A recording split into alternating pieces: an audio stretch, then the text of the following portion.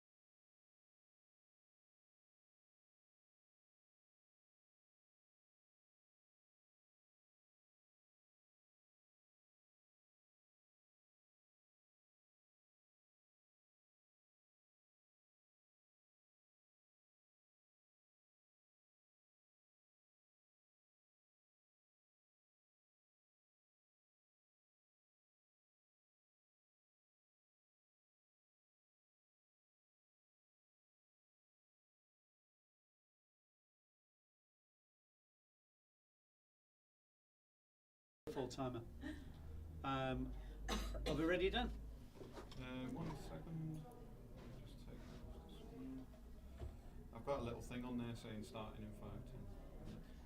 Okay, we are good. Brilliant. Okay, so we're good to go? Yeah. Okay, I've prepared some slides for the beginning of this. I'm going to give these every hour on the hour. So welcome to Ignite Features 2023 at Wirral MakeFest. So my name's Neil, I'm from Ignite Liverpool. Dan at the back is our techie guy, and I will explain a little bit more about Ignite Liverpool, but thank you for being here. So Ignite showcases Liverpool's movers, shakers, creators, thinkers, tinkers, innovators, doers, makers and dreamers in a fast-paced format designed to inspire. So the whole idea being that you give a 5-minute talk, whatever you've got to say, you just get it done in 5 minutes and then it's over and done with, and you know, it's a really good way of getting like a good strong message across fast. So we've been organising these kind of inclusive talk events for the past 13 years, sharing knowledge and passion through the storytelling medium. Sorry, that sounds really... Thank you, Dan, for that snigger.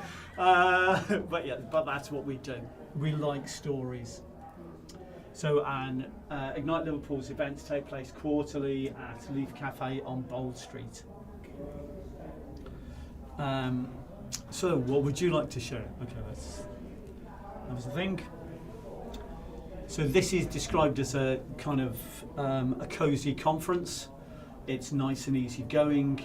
It's done at like a nice, easy pace. Lots of people find speaking at conferences can be very kind of scary. So this is done at a nice, easy pace, and it's nice and easy going. There'll be Q&A sessions at the end of the talks, which is not something we normally do. So yeah, Ignite Futures. This is from the event that we held last year at Liverpool Central Library. Thank you, Liverpool Central Library. Thank you for that, Dan. Right. My memory's going. Okay, so again, we had a series of talks about sustainability. This is Mina, who's from composting organisation based in Liverpool, and she was giving a talk about composting and how important it is to compost, and they deliver composters to places like schools, food banks, etc. around Liverpool, and parks and things like that. So really good project. So what we do is we have a talk, and then we have a sit down, and then we have a Q&A with the audience. That means you. And you, man, just yep. Q&A with the audience. So yeah, so Wirral MakeFest, it's a one-day festival of makers in science, arts and tech, with a theme running through it this year of sustainability. There we go. So, at 12 noon we've got Daniel, which is now, and 1 o'clock we've got How to Encourage Food Sustainability with Kenny Peers. 2 o'clock we've got Patrick Hurley talking about great ideas for the North. Dean Patton hopefully talking about should we be thanking XPMs. Some of them definitely not. Yeah. Jerry Proctor talking about regenerative tourism. 3 o'clock we've got using sustainability creatively. We've got Margaret Smith coming in to talk about the Mersey Green Map Network. And then Alex Ferguson talking about what role do circulation libraries play in sustainability. So for now, that's me over and done with. And if we can do, we'll welcome Daniel to the stage, so to speak. You can probably, if you stand there, yeah, that's Dan, fine, can we hear a bit closer? We can just a little bit. A bit closer, yeah, that'd be great. Just so you're in shot. Yeah, that's fine. And then let me pull up your talk, Daniel. I did say this one is a bit more easygoing than our other ones. We don't normally have this level of interaction, but you're almost ready to go as soon as this loads. and as soon as you see your slides on screen, you hit it.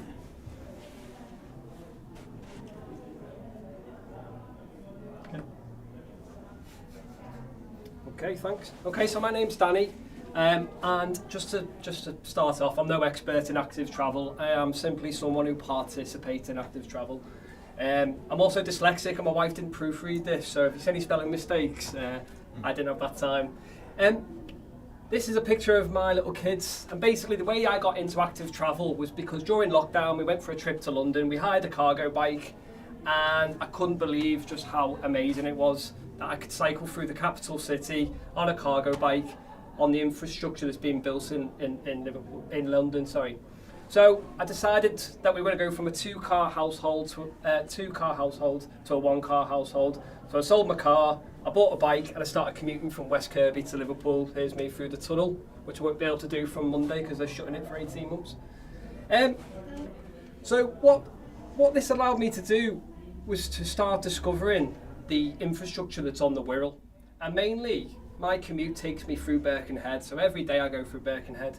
And when you start participating in active travel, you start looking for infrastructure that's going to keep you safe.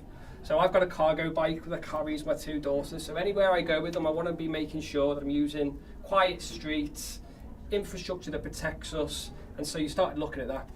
What I quickly found out that on the Wirral, we're not very good at building the infrastructure. We've got massive development coming towards Birkenhead. We've got Wirral Waters project, and that is a project that's built a cycle path that connects Wirral Waters up to Birkenhead Park. Down Duke Street, you come off from the park and you're presented with this little bit of infrastructure where you've got a segregated path that pedestrians can walk there, a cycle path here, then park cars there. That lasts not very long, and then you're spat out onto the road and you're in a painted cycle lane. What this doesn't do is encourage people to participate in active travel. You look at the infrastructure and the questions you want to ask yourself is this safe? Do I feel safe? Am my family safe? Is this going to get me to where I want to go? Is it easier than getting into a car? And so what you start to realise, there is infrastructure. This is near me. This is a LTN, if you like. It's a cul-de-sac, but there's a little bit of a cut through here that avoids a mini roundabout, which is actually not a very pleasant experience to use. This is in Greasby. So here we've got a segregated cycle path that navigates a roundabout. It uses a lay-by road, and it allows you to cut past this roundabout here to access the shops. So when you start looking at it, you're like, actually there is infrastructure out there. It's just not very well connected, and it doesn't feel safe. So this is Duke Street. This is what I was talking about here. We've got this segregated path, but then we're spat out here. We've got a parked car here, we can see. So we've got a parked car here. It doesn't feel safe. Anyone moving into Wirral Waters isn't going to pick up a bike and go, I'm going to cycle to Birkenhead Park today. They're going to get in their car and they're going to drive because it's safer, it's easier. So what we need to do is we need to get the council to start connecting up, thinking big. This is a project that the council have delayed that would have connected Wirral Waters to Seacombe Ferry Terminal. Sorry, I've lost my chain of thought. So yeah, this is what we need. We need to start building. We need to start building quick, because the development that's happening in Birkenhead now is happening quick. There's talk about now the new project at Birkenhead Central about redeveloping the roundabout. And what we need to do is we need to promote active travel. But that's not simply just someone on a bike. Active travel is people walking. Active travel could be maybe mobility scooters. So on one of these slides, there's a path that runs down Birkenhead, and there's two users on a mobility scooter using that infrastructure. So if you go to the Netherlands or the continent, what you'll see on the continent is it's not just cyclists and pedestrians, it's people using mobility scooters, because that's giving them that option to use that as a mode of transport to get to the local shops, to get to the park. And so this is what I've started to see. This is what we're up against. This is on Duke's Road. This is the Wirral Waters project. That's the end of the cycle path. That's where I need to get to. And this is what we're up against. This is what we need to start developing. Because a mobility scooter should be able to cross this level section here, access the roads, and carry on. So yeah, this was just a little snapshot of the experiences I've had in the last 2 years of participating in active travel. I think my 5 minutes are up nearly, and I just want to help promote it, not just for myself, not just for cyclists, pedestrians, but for all users. And yeah, that's it. Thanks very much. Can you just go back to the previous slide? Is it possible? No, because that showed a really nice picture of outside Birkenhead Central. I think it was Birkenhead Central Station, which is where I've just walked from, and it showed all these people, you know, walking about using bicycles, and basically very different from the experience I had when I got out of Central Station and started walking along what I think is called Borough Road to get here, and it's just car city really, so thank you. Well, thank you very much. Cheers, guys. Grab a seat. I think. Thank you. Yeah. I mean, it's like, as you were saying about Birkenhead Central down there. Yeah. I know that as soon as I left the train station, I came on foot, and as soon as I left the train station today, then I almost got knocked over by one of the cars coming off the roundabout, and they're speeding around the roundabout, straight down that road. I'm new to the area-ish, and it's kind of like you know, nearly killed instantly. So there is an awful lot of need for traffic calming measures, for more cycling infrastructure, and of course, if you're building cycling infrastructure from people that are using mobility scooters, it makes it much easier for them to be able to get round, and that crossing there really demonstrated it. I think was that a Duke Street one? Yeah, Duke Street, yeah. And you just kind of go, oh, that's it ends. But again, what you're saying, it was a really interesting experience. So just over the past 2 years, that's what you've done. Can you tell, for one of the things that I've noticed a bit is that by using your bike more, and you've got your kids and you're carrying your kids as well at times, do you find that you're talking to more people in the street? Yeah. Because definitely. It's a vocal point, yeah. So the cargo bike, every time I park it up at the supermarket, instantly there is someone who wants to come and ask about it, and 50% of the time that's a really nice toy, isn't it? And so I have to sit down and I'm like, it's my vehicle, it's that this is what I use now to get around. I've sold my car, we've just got the one car now that we use, and so people are going, oh right, okay. And then once you've had that discussion, you start breaking it down, they realise that actually, no, okay, that is a feasible way of transporting your children around. Yeah. But, then they're after, the roads are very busy, and you're like, yes, the roads are very busy, and this is why we need to start moving forward and start looking at ways of tackling that barrier that's there now. People don't want to adopt a cargo bike because they perceive everything as being dangerous. And that's what we need to build upon, and infrastructure really is the fundamental building block of, if it looks safe and people feel safe, then they'll use it. We don't build motorways that are unsafe, that go nowhere, that don't have service stations. So why should like active travel be any different? But that's the barriers up against, and we're also up against a council at the moment that don't want to participate in it. They've delayed projects that now fundamentally won't go ahead. So it just feels like sometimes the people who should be helping you are the people who are putting the barriers up. It does seem again like that it's very uneven, because they have got, if I'm going towards Birkenhead from where I live, there's a road, a dual carriageway I think it is, and they've taken one of the lanes and made it into a cycle track. So it's not like they're not doing anything. No. But what they've got to do then is follow through with what they're doing. Because if they're only doing it piecemeal, it's not a solution, is it? It does need to be integrated. Yeah. And so it's joining up those different Fender lanes. lane is the, and I use that on a Saturday as a means to get home. But unfortunately, it does connect at one end, but at the other end at Morton, you're just spat out into traffic. It is really. But that's it. It's like you said, it's that stepping stone, and that's what we need to build upon now. But it's just thinking. It's just.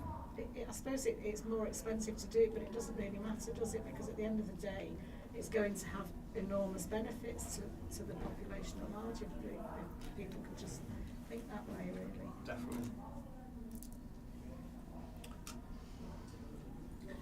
Is there I mean, I'm not from the Wirral, I'm from Lancashire. Mm. But is there a group or a kind of, because I'm sure there's more than you that's interested in Yeah, this, I mean, you know? there's the Active Travel Forum. Yeah. Although I'm not a member of that, I don't really understand this. I've only just started participating in the whole Yeah. activity of it all. Were you connected in any way with that event that happened? Because there was an event in Liverpool last year, I think it was about September, October time, I couldn't tell you exactly when, and they actually managed to, they closed down a section of the Strand in Liverpool that all the motorists got absolutely, they went apeshit over, Yeah, as you yeah. can imagine, because the Strand is a really, big thoroughfare, Yeah. and they actually managed to close a section of it for quite a long time during the day, and it was raining, so there weren't many there, but there were a lot of Yeah. groups, sort of active travel style groups, cycling groups and so on, that sort of took up quite a few stalls. It was quite an innovative thing to have done, but then it had a bit of kind of like a backlash. There was a backlash as you about might it. imagine. I think it was No Car Day in Yeah, that September was last it, year, and no it was car- it that was was it. pouring with rain, and Yeah. I knew some of the people that were out on some of the stalls. Yeah. There was also the backlash was mainly because nobody had bothered to inform anybody about it, so Yeah, I didn't even know it was meant to be taking place. Yeah. Sort of very Um, last minute, wasn't it? And then the drivers that were coming into town, they didn't know that it was blocked, and therefore there was an enormous amount of snarl up. Yeah. And I think because of the rain and because of the poor communication about it from Liverpool City Council, they called it off after about maybe 6 hours, 7 hours, because there wasn't that much point in keeping it going. And I think that sometimes it is that the organisations that are organising these things don't necessarily inform members of the public about it. It's a bit like the new highway code, the new issues in the highway code, and they're going, you need to give cyclists more room, and cyclists need to give pedestrian. The priority is shifted. The pedestrian is the most important person, but again, as a pedestrian, you wouldn't know it if you're out on the street. And it's we need to be we need to become more people focused and less car focused.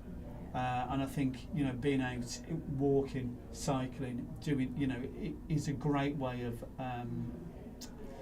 getting exercise for yourself. It's being healthier. The health benefits are just enormous, both physically but also mentally, because you're not coming home from work really stressed. Yeah. You're coming back, you're kind of like going, by the time you get home, you might be drenched through to the skin. Yeah. But again, it's like you've washed away the troubles of the day. Yeah, definitely. And from having a traumatic experience a couple of months ago, part of my therapy was to get out on my bike. And you're absolutely right. I commute back from Liverpool, and people say to you like this, the stress of it. But actually, once you've navigated the busy parts, you've just got yourself the road, and it's a physical benefit. But also for me, it's a mental benefit as well. Like the stress of not driving a car is massive. Like, and also the cost. Well, that mean like that. That was another major reason for getting rid of the car was I didn't own the car. It's on a hire purchase scheme. From the price I'm paying for one car, I now own 2 bikes that I actually own. So again, it's teaching my kids. I want my kids to realise that owning a car isn't a status of how well you're doing in life. And I think in society that can be a symbol of look how well I'm doing. I've got this car on my drive, and I don't want to living up like that as an indication to success. Yeah, no, that's a really good point. It is that we do, that's almost how we've been trained to think. And we need to break that training to actually just rethinking, what is it that we value most in life? What is it that, and just shift it so it is more that we're, valuing the community around us, the environment that we live in, and it's not, I've got like a hunk of metal sat outside for, probably 16, 17, 18 hours a day, the small amount of time it gets used. And you just kind of go, just trying to get people to rethink Yeah. those kinds of Definitely. processes. And a bike, you know, just 2 days ago I met a neighbour on my street. We were passing each other. Yeah. I was on the cargo bike with 2 girls. She was like, oh, that looks really interesting, you know, and suddenly I've met a new neighbour who lives at the top of the road there, where if I'd been travelling in my car that day, that wouldn't have happened. And I think there's been talks previously at these events. Yeah. I think it was a really interesting one that was all about, you know, that community spirit that comes out through active travel. And actually, I was watching that video and I was like, oh gosh, that's absolutely spot on, that video.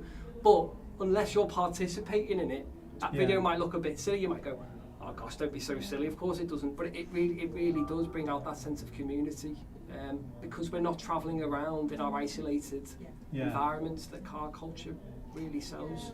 And I think that point you made about, because I don't know exactly where it was, but I do know what you're talking about, is getting to and from Birkenhead Park from this new development.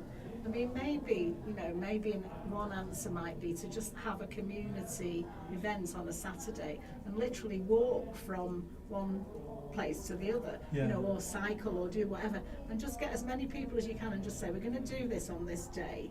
We're just going to make a point that there are alternative ways of getting from A to B, because I had to I was actually going to drive here today, but I was going to bring a friend, and when the friend couldn't come I thought, well, what shall I do, because it's much better not to drive, so I chose to catch the train and then walk down, which wasn't that hard at all, you know. So I mean, it's just making that little decision, and you know, obviously you can't always make that decision, or you have to rethink it slightly, because obviously you're spending longer on your commute than you would have done in a car. But then you're compensating by feeling a lot less stressed. And I think that's sort of, you know, that is actually something that people can benefit from. So it's an idea. Yeah, anyway. definitely. I mean, like, referring back to Borough Road, I cycled down Borough Road on the way here, you know, and I've come off the little bits of infrastructure that's segregated and safe, where your stress levels are all low. You know, you hit Borough Road and I've arrived here really stressed out and really quite, because that is for all intents and purposes, it's a dual carriageway. Yeah, This one down Yeah, here. Borough Road, ripping straight through the centre of It's a major It's not pleasant at it's all. not. I know it's not, and it doesn't. You don't arrive. You didn't arrive here today feeling nice and calm. You know, you've enjoyed the sun. You know, you've had to battle the car culture that's outside. You've really got to have your wits about Yeah. you. I'm going to leave you at this point, and this lady's just arrived, so we're doing a swap. So thank you very much for everything Thank you. today. Thank you. Thank you. Cheers. And I think, Daniel, we'll call it quits there. And say Perfect. thank you very much. Thank you very much for having me. Thank you. Cheers. Thank you. Cheers, Neil. Really Thanks nice to very meet much. you. You too. I'm going to go too. You're going to go I'll too? leave you your fruit Oh, kebab. brilliant, thank you. Oops. Rest it against the wall, that's it. And see you soon.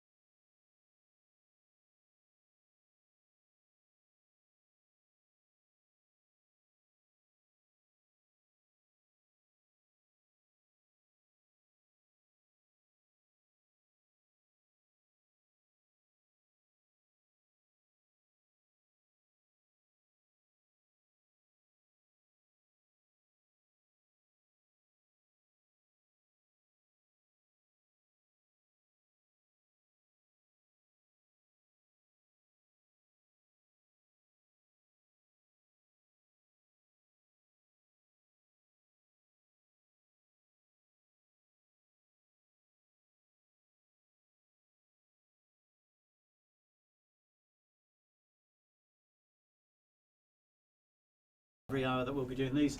I'll give a little bit of an intro. So welcome to Ignite Features 2023 at Wirral MakeFest. So my name's Neil, I'm from Ignite Liverpool. This is Dan down in the back who does all the techie stuff for Ignite Liverpool.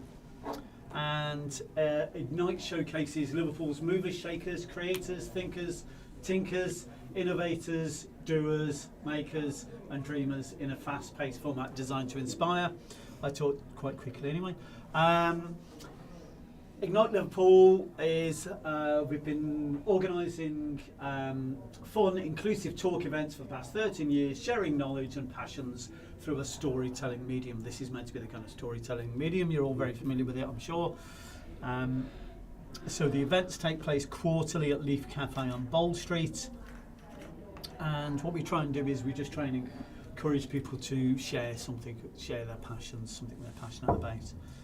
This is a cosy conference, and we've been doing these since I think about 2018, 2019, normally at Liverpool MakeFest. And when we were asked to come here, we thought we'd come up with some ideas for themes and ask people to talk on those. So the way that this Ignite Futures element works is we have a speaker, then we have some Q&A with the speakers or speaker from the audience. So come up with some good questions, audience. So without much further of ado, we will kick off with our speaker for our 1 o'clock slot, which is how to encourage food sustainability, and Kenny Pearce.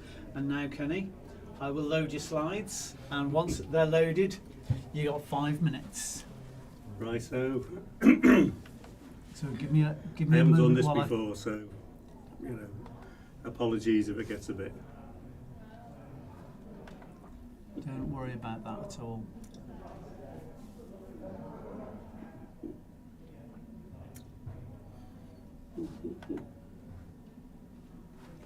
Oh, right, we're off. Okay, so before we talk about sustainable production, we really need to understand the unsustainable, because obviously we're going to move forward, aren't we? Unsustainable, fossil fuel based, huge machines. Again, unsustainable distribution based on just-in-time philosophy, could easily all go wrong. Again, all fossil fuel based. Fossil fuels are finite. At the moment, we're talking about sustainable food. We only produce 60% of our own food. Again, it's a global industry. It should be localized, because a global industry is unsustainable. And again, it's that thing based on fossil fuels. Energy return, energy invested, absolutely the most important thing that every single human being needs to understand. None of us do. Basically, it takes energy to make energy. Again, physically, in a traditional way, every joule of energy you expend, you need to produce 3 simply to survive.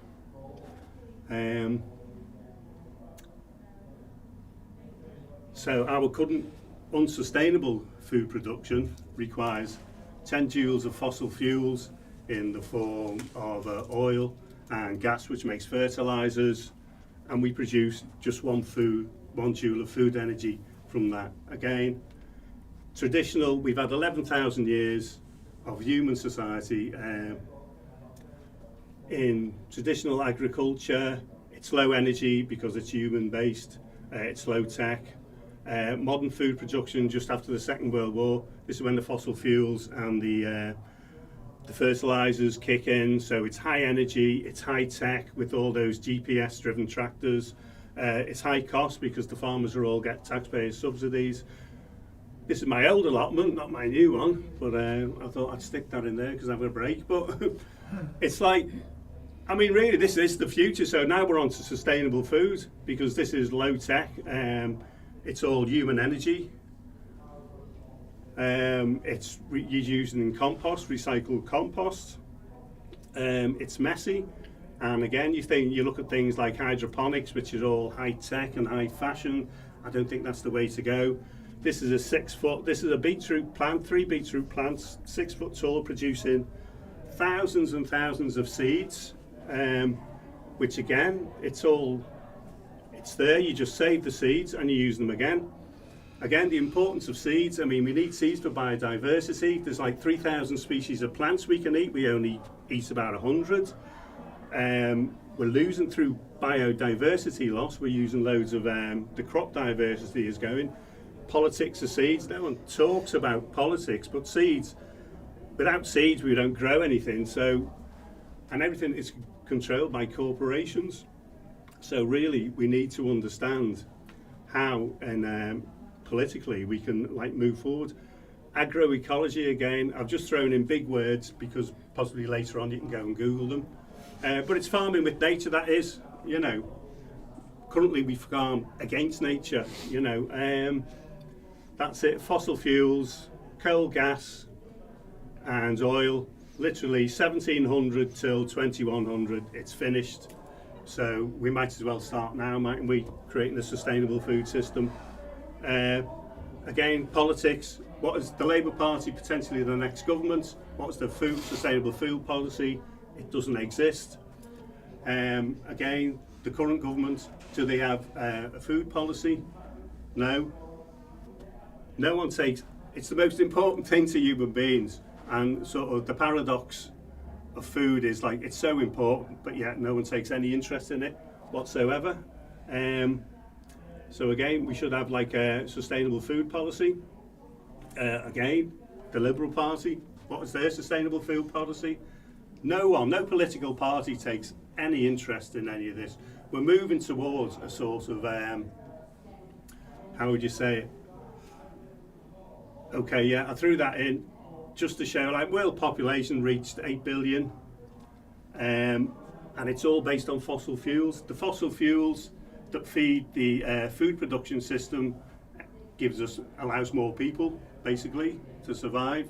I mean, once that goes, we've had it. And again, the last slide. Where's the education?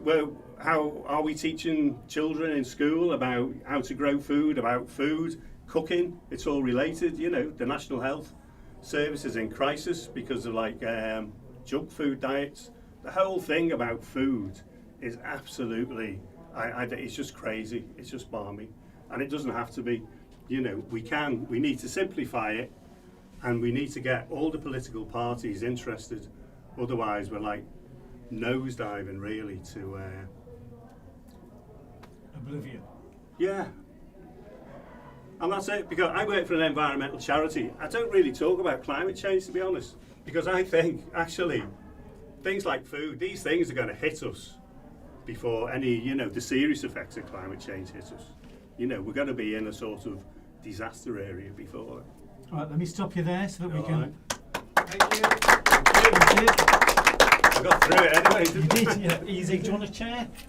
Let's get and. Okay, Neil, yeah, I'll have a chair. Yeah. Does anybody have any questions for Kenny?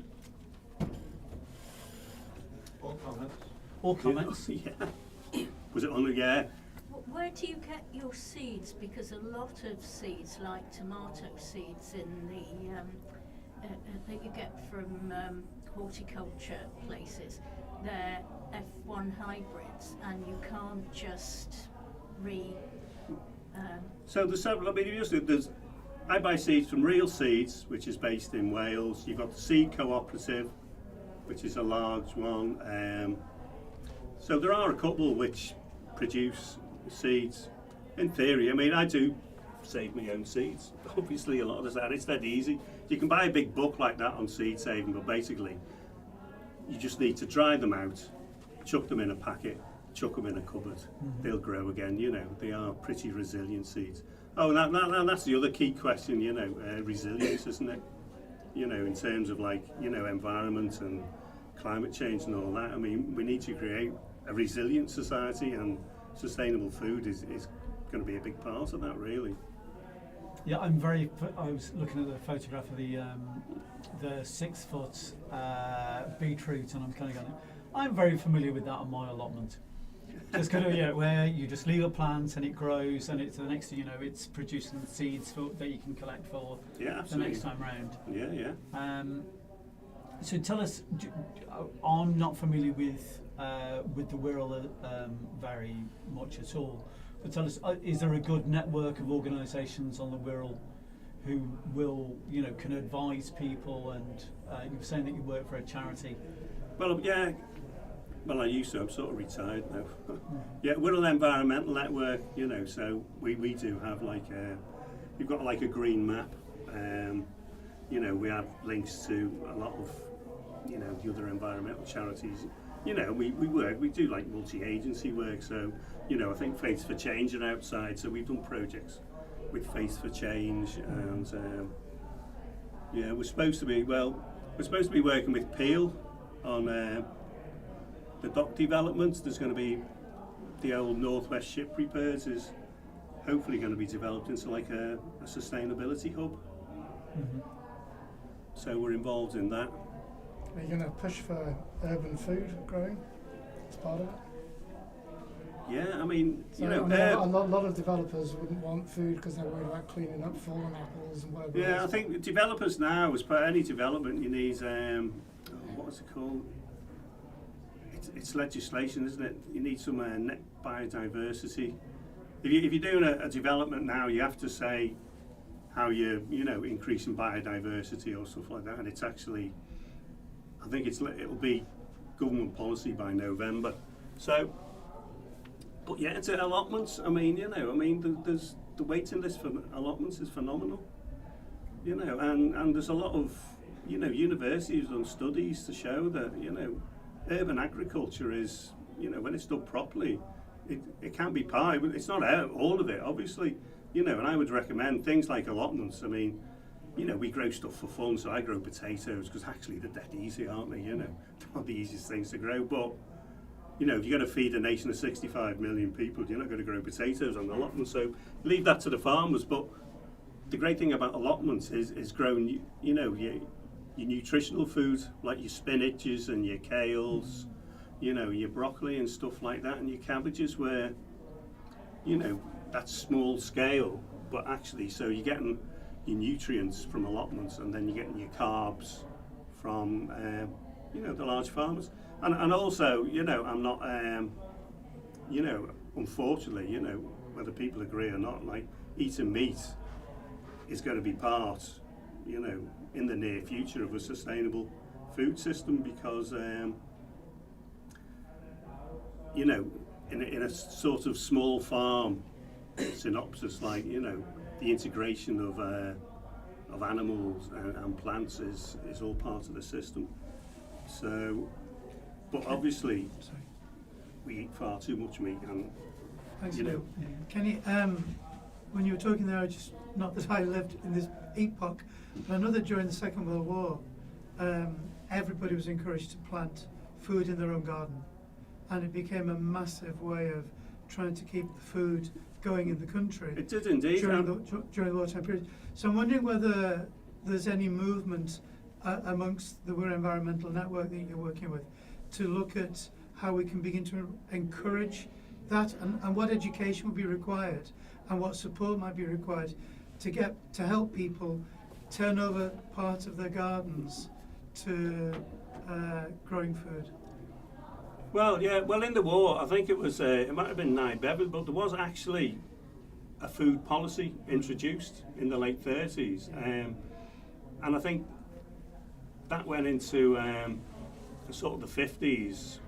Yeah. It went, but that's what we need now, absolutely desperately.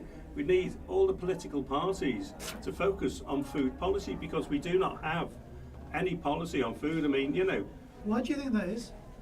Because it's obvious, isn't it? There should be one. What about the Greens? You didn't mention the Greens. No, well, I'm They in the must Green have a food Party, policy. but I haven't actually looked at their policy, so I assume somewhere, because you can access it on the website, Yeah. So yeah. You mentioned like education. I'm a science teacher, and we do actually teach a lot about the theory, like what you're talking about, like sustainability and all the problems with climate change. So the current teenagers are being told a lot about the sort of doom and gloom disaster that we're potentially living in. But you're quite right, they're not actually given enough opportunity to learn cooking and stuff. Because of all the like cuts, we have the kids have very few opportunities to actually do like what we would call domestic science. They just do it for a very short time. So I think there is a lot of potential if the politicians realised to actually, you know, bring back things like, you know, the kids working outdoors, you know, older children. I think primary schools do have little gardens and things, but there's very little opportunity for, like, you know, the secondary age that I teach to do outdoor stuff because we've got a very, very sort of academic focused curriculum. So I think there is a lot of opportunity, because at the moment we are teaching the children of all these problems, but we're not actually giving them the tools to actually get society out of it, you know what I mean? So the politicians do need to wake up. Yeah. I mean, for me, it should be like a sort of vault face. It should be, because everything you read is negative, and, you know, psychologically that puts people off. People just have a natural, okay. So if we actually focus on the solutions, you know, and sort of like, you know, promote those more, then that's going to be, and that's why I think education is so important, because, you know, you've got millions of kids in school, and, you know, but the curriculum is not designed, you know, as you pointed out, the curriculum is designed for it's telling them all the facts about it, but we're not actually giving them solutions. Can I jump in on that one? Just, I run a project, we got some lottery funding in Liverpool to invite secondary school students to come to our kitchen garden in Croxteth and teach them about growing food, climate actions for sustainability, and cooking it as well, because we have a professional kitchen on site. It was so difficult to get the schools to take part, even though everything was free. And the problem wasn't that people or teachers didn't want it, but the pressure within education for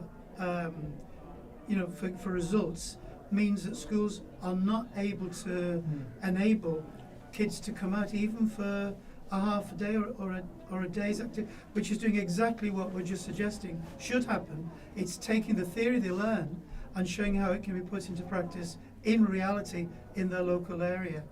And I discovered as a result of that when a school was keen to do it, their next issue was finance.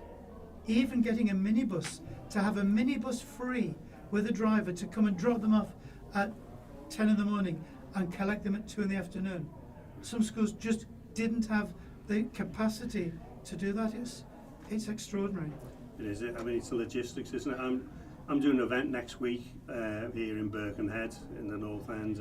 We've got like a community garden, so we're having the 3 local schools. I mean, they'll come, you know, but literally it's like the walking bus, so it's easy for those. Yeah. But you're absolutely right, and I think the problem is there's far too much focus now on academic qualifications and not on vocational. Yeah. I think it was really sad a while ago. My partner works up in Cumbria, and the farming college up there shut down, and I think, oh my God, you know, we need farmers, and they've just allowed this college to close. And what we should be doing is opening them, not closing them. We need absolutely more vocational education, because we need people to understand that actually the future, a lot more of the future is, we are going to be working with these, you know, and it's not going to be on a keyboard sort of thing, you know. And I think a lot of young people benefit from vocational education. You know, not everyone wants to go to university, do they? No, and also the young people would benefit from getting outside and getting their hands dirty. Yeah. And it's good, you know, they're talking about now the mental health crisis in schools and with young people, generally with everybody, and there is enormous benefits for getting out and getting your hands dirty and growing something and spending time contemplating, you know, is this going to work, is it not going to work, is it going to grow, is it not going to grow. So there are enormous health benefits there, you know, and it is just how do we point resources and go, you know, from schools and go, oh, take them to this farm, spend the day with, you know, let them spend time there. That's a good use of resources. But I think the whole thing, you know, listening to all our conversations, it's all about integration, isn't it? And it's like, as you mentioned about, as soon as we were preparing for war, everyone's thought was focused on that. You know, so food, manufacturing, everything, it was all focused on that. And it was an integrated approach, wasn't it? Everyone's mind was like that. And I think that's what we need. And that's why I say, like, lots of people do lots of local actions, but really it has to be taken from the top level. It has to be there in Parliament, you know, with political parties and everyone. It has to be driven from the top now. You know, we can't, it's no good just what we do locally, like little bits and pieces. You know, it has to be like an integrated policy. And the climate crisis should be the modern equivalent of World War II. Yeah, exactly. It's on a par, if not worse, yeah, for the whole world. It's all connected, isn't it? Yeah. You know, it's all connected. Yeah. You know, because you know, it was only, I think, yesterday morning I was reading an article in the Guardian, and it was just like 800 million trees have been cut down in the last 6 years I saw that. for beef farming, I know. and you're just like, Terrifying. we're doomed. Aren't That we? was just in the Amazon. Yeah, Just in the Amazon. and you just think, oh my God, Yeah. you know, it's Terrible. up to stop, hasn't it? But Yeah. But then Bolsonaro was an absolute idiot. Well, we're cutting them down here all along our streets because it reduces ongoing maintenance cost contract. Yeah. So the whole city's like, oh no, they're taking all our trees out, which provide shade and stop the heat island effect in cities. Why? Because we've got a 20-year contract and it's costing us slightly more to maintain them than knock them down. Yeah, Sheffield. I mean, the idiocy of allowing that, that's just on a micro scale. So Yeah. oh yeah, we there was can't a even big, get the basics like that right. there was a big controversy in Sheffield, wasn't there, over cutting the trees down? Yeah, Plymouth just slaughtered its inner city trees, just took Oh them yeah, all to down. build a new Yeah. shopping centre. Well, there you New, go. pa- like, you new know. paving design. Yeah. Yeah. Yeah. If you can't get the basics right. But again, it's on politics. If you think like the government's budget this year for roads is 27.4 billion, and the government's budget for farming is 2.7. You know, Yeah. so you know, so it's just like if it was reversed. Imagine what we could do. You know, Yeah. the councils could employ people to run allotments and promote it. Like it's all, as I say, it's all about what comes from the top. And it's, You know. I mean, often I see in the area where I live, there's an awful lot of wildflowers being planted on waste ground, which is great. Yeah, It's yeah. great there's wildflowers being planted and there's projects taking place. That's really good, prettifies the area for the insects, etc. As much as I like wildflowers, I would much prefer to see that area being dug up and to see spuds being planted, or to see other plants being planted, plants that the community that the community then takes care of, Yeah. that are owned by the community, and they get involved in in caring for those plants and in that area. So having something which is almost owned by the community, how you do that I don't know, but it is really important, because there are all these little pockets of waste ground that are don't just sit there and need mowing occasionally. You need both, Yeah. because those insects help pollinate all of you. Yeah, you do. You need need the relationship. We Yeah. need an increase in biodiversity, Yeah. which is what you said before. Absolutely, yeah. We were supposed to have no mow May, weren't we? But Yeah. I noticed all the verges by us got mowed by the council. So It's a good idea. They not just to mow can't. They in can't June, resist. June, July, or August. They as can't well, resist. Yeah. Well, again, it depends on where you live and how what that particular makeup of the council is. That will just go, oh well, actually no, this is a good idea. Let's just do this. To be honest, it saves them an absolute fortune. So no mow May, it should be something that they go with. But I think it's also like a psychological thing, isn't it? Because as we become urbanised, we like order, don't we? We love Yeah. order. We think neat and tidy, and so when we see things messy, which nature is obviously a mess, we can't cope with it, which is unfortunate, really. Mm-hmm. Do we have any final questions for Kenny? Any final comments? Sure that everyone's got loads of their own thoughts. But thank you very much, Kenny. Yeah, It's been a great. pleasure Thanks. talking to you.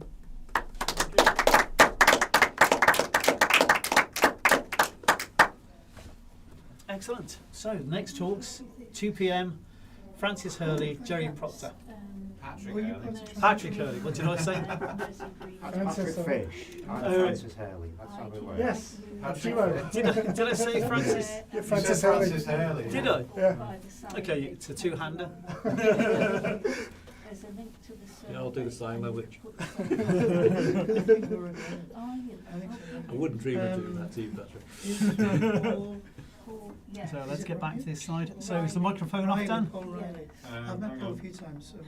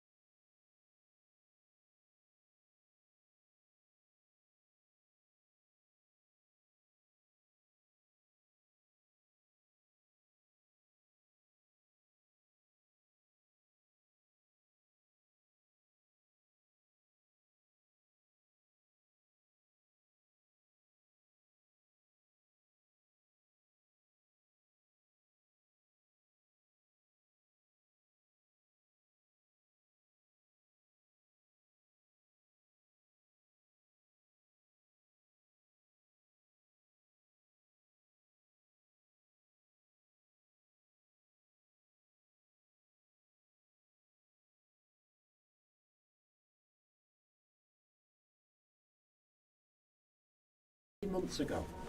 And about 18 months ago, I was talking with a colleague, Tris Brown, who some of you might be aware of, about this book. And we were in the pub, and this is me and Tris Brown in the pub. And as every great idea kind of comes about at 11 o'clock at night after you've had 4 or 5 pints, this was a great idea that came about at 11 o'clock at night. It was still a great idea the next morning. The great idea was that we'd run a load of workshops and come up with 100 innovative ideas for the north of England, based on his book or influenced by his book. We actually got lazy, because this is us running the workshop. 100 ideas for the north. We actually got lazy though, because we only came up with 50, so we changed it to 50 ideas for the north. It's still a good thing, but still it's only half as many as we were going to do. And this is what came out of it. A book, 50 ideas for the north. I do have some copies with me. If you have got any money on you, would like to buy any copies. This is me, this is Tris. Tris looks more like Noel Edmonds than he does himself. I look more like someone with no teeth. These are the 50 ideas in the book. Things like, put the FA Cup semi-finals in the north instead of Wembley. In fact, today is the FA Cup final. Both Manchester clubs are having to go down to London. It makes no sense, they should keep it up in the north. I'm going to talk through some of the ideas in the book. Probably not going to keep to time because this is Ignite and you don't. A repair cafe in every town. And these are ideas that actually came out of the workshops. So these aren't things we've just like pulled out of the thin air ourselves. These are things that people have said to us directly they want to see. A community business bank for the north. This is happening anyway. We think that it should be more widely known. We're in Birkenhead. Make travel across the River Mersey free. These are the sorts of things that I think we should be seeing more of. Some of them are funded, some of them aren't, some of them are feasible, some of them aren't. But they're all things that have come out of these workshops and from the grassroots, from the people themselves of the north of England. Booktown. I think that Frodsham should be a book town, like the Hay-on-Wye of the north. I think something like that would be fantastic. I can't explain this clearing clubs for northern cities in 10 seconds. Suffice to say, it's about removing middlemen from transactions. The guys explained it to me who's come up with the idea, and it took him about half an hour and I still didn't understand. This is much easier to understand. Theatre every week for everyone. Might not be for everybody, they don't all like theatre, but I think a little bit more arts and culture would be good for the soul. One of the things that I want to get across while I'm talking, and you can just read these for yourselves and see for yourselves, is 50 ideas for Wirral. And that's why I've got the little QR code in the corner. It takes you to a Google form where you can submit your own community idea to make Wirral a better place to live and make Birkenhead a better place to live. We've got the book out, 50 Ideas for the North. Early next year, we're actually going to live up to our initial promise of 100 ideas and do a second 50 Ideas for the North, imaginatively titled Another 50 Ideas for the North. Oh yeah, great follow-up. And so we want your ideas. I'm using this as a kind of a proxy workshop. Go onto the website, submit your ideas. I mean, I love this one, renovation zones. We hear about like business promotion zones and stuff like that. How about renovation zones where old buildings can be given tax exempt treatment to be done up? Build some Lidos, or Lidos, however you want to say it. We need more Lidos. We need outdoor swimming. This came from the Southport workshop. Someone said Southport's Marine Lake should be turned into a Lido. I don't know whether it's feasible or not, but there's a general direction of travel. More ideas for the Wirral, more ideas for Birkenhead. Scan the QR code, make sure that you submit your idea. If you want an acknowledgement in the follow-up book, put your name in there, and if you don't, don't. Perfect. Thank you. Accomplished professional. So grab your seat. Thank you very much. Oh, shit. That's a good way to start. I thought we were going to have a Q&A there. No, the Q&A comes after the two talks. Okay, good idea. Okay, let's. Here we go. Let's find your slides first. Okay, let's kick off. I'm here because I'm from Engage Liverpool, which is a resident-led organisation. We held in 2021 a seminar series on tourism and its impact on residents, and that was the theme of the seminar series. We invited Porto because we had discovered they were the best city, similar to Liverpool, in Europe for sustainability. We wanted to hear about sustainability in tourism, so they came and spoke at our event. And we were also very impressed by Copenhagen, because they have the best of all European cities relationship with its local resident population. They came up with a phrase which we'll discuss later on, but they were very, very impressive. And we formed a whole new idea of looking at tourism. We started a series of 3 conversations with residents of the city centre. We called it Day Tripper. Cities that work for residents work for tourists. That was what we learned from Copenhagen, and they put it into practice completely. And these were the 3 stories. The first one was called Stories from Our Travels, because we're all tourists somewhere at some point in our lives. So we wanted to learn why are we tourists, and what do we learn on our travels. It was a phenomenal discussion and really helpful. The second one was the tourists in our Liverpool home. People who come to Liverpool, what do they expect? Why do they come? And that was amazing, because we put the lessons from this one into the questions about here. What do they expect and what do they find?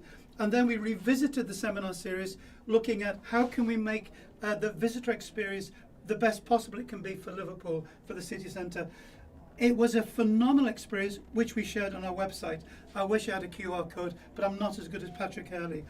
As a result of that seminar series, we got invited to Tel Aviv to a big international tourism conference, where we spoke about what we do in Liverpool as residents trying to connect with the tourism industry. And we met this guy, Rondale Holder, phenomenal guy. He works for the DMO, the Destination Marketing Organization for New York, and he's the Senior Director of Multicultural Content. He has to work with the 5 boroughs of New York, and he spoke about regenerative tourism. And that is tourism that leaves an imprint for good on the place where it happens. How can you go to a place and make a difference? And he spoke about what he was doing in the 5 boroughs of New York, where he's discovered projects in each of those boroughs where he takes tourists to, and they learn about local culture, local history, local places that nobody would normally go to. Hugely successful. So what is it? Its main goal is for visitors to have a positive impact on the holiday destination, meaning they leave in a better condition than how they found it. It aims to actively revitalise and regenerate, resulting in a positive cycle of impacts on local communities. And that's the idea of regenerative tourism. Wirral Futures, question for us. Identify areas for regenerative tourism. Could be urban regeneration projects, eco projects, economic regeneration projects. I started looking at what kind of things we might discover in under those 3 headings, and here's 4 of them that I quickly found. We heard this morning, or earlier on, Wirral Environmental Network, really significant. Wirral Waters, phenomenal. Make, of course, this whole thing is done through Make, and Birkenhead Town Centre. How could they be used for tourists to go and learn about them? We then got invited to Luxembourg, so that was just in May this year, where we learned something new in Luxembourg, talking about what Engage does with travel and tourists. And we learned about experiential tourism from Alushka Ritchie, President of the World Federation of Tourist Guide Associations. This is where people go to places to experience things, not just to see things. And I want to put regenerative tourism, experiential tourism together to look at what we can do. So that's the definition. We'll actively seek out and engage in things that make the place what it is. This includes eating local food, learning about the history of the place, speaking to the people who live there. Experiential tourism is often transformative. So, question for Wirral Futures. Where could we find these places in the Wirral? Gastronomic tourism, sport tourism, naturalistic tourism, and health and well-being tourism. In those areas. And with a very quick look, we came up with these instantly. Claremont Farm, an amazing place already on the Wirral. Royal Liverpool Golf Club, you can actually get involved and play golf there and learn lots of other stuff. The Wirral Way, health and well-being, phenomenal experience there. And of course, just outside Wirral, but Nest Botanical Gardens. So, Wirral Futures, this is all about a new way of thinking about tourism and tourists, regenerative and experiential. You have a great foundation already. thought I was talking to people from the Wirral, but now we're all from Liverpool, so that was a waste. Thank you very much. Thank you. Are you from the Wirral? I'm from Oh, Wirral. and two. Yeah, and three. And yeah, down at the back. Wonderful, wonderful. Brilliant. Thanks very much to our speakers. And now, do we have any? What do you want to do? Would you like to sit off to one side? Should we get Or a if you- chair? Yeah, Have a chair. drag your chair out. There's one here, Jerry, if you want to use that one. Now, if we've got any questions for our speakers, I've got to say it's. I think it's the two. You stop playing. We get on very well together. Yeah. Really, really interesting. Patrick, obviously, I'm aware of your work, or what you laughingly call work. So that was really good. Jerry, that was really interesting just to hear the thoughts that has gone into Engage and what you're looking to do, and the way that you're kind of taking the models and trying to work them into different places. That was really good. I have no immediate questions to ask you. Does anybody else? Jerry, did you do anything linked to the Eurovision that came to Liverpool? Obviously, had the opportunity to have lots of tourists coming Funny to the you city. should mention that. She's not a plant. No, this is a genuine question. We did. One of the interesting things was because of what I talked about, what we believe. We contacted the council in January and asked them would they meet with residents, and it was really interesting how, we got well received eventually, but there was somebody who found it really difficult to come to a residents meeting. In the end, we had about 200 people turned up to hear from Marketing Liverpool, from the culture company, Culture Liverpool, from a Ukrainian person, from the Arena and Convention Centre who are hosting it, what we could expect as residents. But the big sad thing about it was 1 week before our residents meeting, where we'd specifically asked the council to come prepared to offer to residents the chance to become ambassadors so they could get involved in the event. They closed the date for that the week before our meeting. Why would you do that? I just couldn't believe it. I was gobsmacked. That's the kind of disconnect that I'm talking about here. When I go to other places, I say, why would you do that? Why would you, when residents are really keen, why would you not have that happen? So the thinking isn't there. So despite all the work we do, and people are very good with Engage, they like who we are, what we do, they still haven't taken it on board. So, and we've now asked, can we have a follow-up meeting with residents to look at what impact did it have? What was our experience? What was your experience as a council? And they've said yes, but we might be too busy because we're very busy at the moment. So, what area of Liverpool do you represent? just waterfront and city centre. Waterfront. L3, L1, a bit of L2. Yeah. So I was looking at the map that you brought up of the Wirral, and you were talking about the various different areas and the elements that you were looking for, the sport, the kind of health and what have you. I didn't notice music up there, so No. come on. There's, Wirral has Go on, a tell me. Educate great me. musical heritage. Half man, half biscuit. A half man, half biscuit. From Thank just you. down the road. Fantastic. So there's got to be that kind of musical.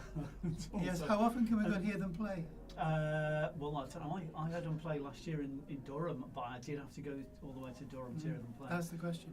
Yeah. But it's so. What kind of impact do you think things like Future Yard? I mean, for me, having somewhere like Future Yard in Birkenhead has actually made a difference to me. I know that the first year it opened, I was there. I think. Well, within the first year, I was there maybe about 2 or 3 times, and so coming from Liverpool to there. So those kind of, what do you think to those distinct kind of individual cultural ventures? I think we have to think in a completely new way.